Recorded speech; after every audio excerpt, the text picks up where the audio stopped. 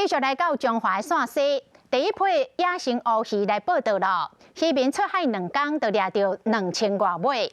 这个野生的乌鱼体型比养殖的较细微一丝啊，大约是一大斤重，吃起来的口感嘛较鲜甜，所以野生的乌鱼嘛较贵，每大斤要1000块。哇，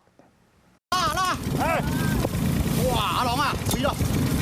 渔船出海大丰收，船长收网，渔网内底拢是外跳跳的野生乌鱼。哇！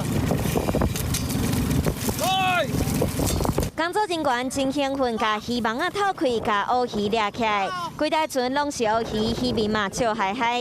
因伫风影当中出海2天，总算无了8天，掠到2000多尾的乌鱼。野生乌鱼来掠。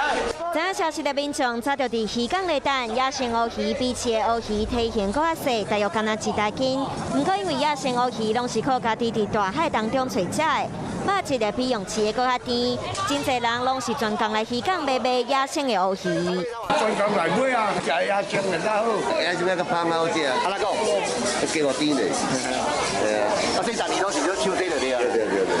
野生乌鱼的介绍比养殖的搁较贵，但乌鱼卵每大斤上千，乌鱼标每大斤要500块，乌鱼腱大斤要800块。规条乌鱼逐个所在拢会使卖，而且是现抬现卖，一日啊都卖了了。可以的，算少一点点而已。去年的天气就不好，那抓也大概就1000只而已。等一下吧，可能等一下就要再下去抓。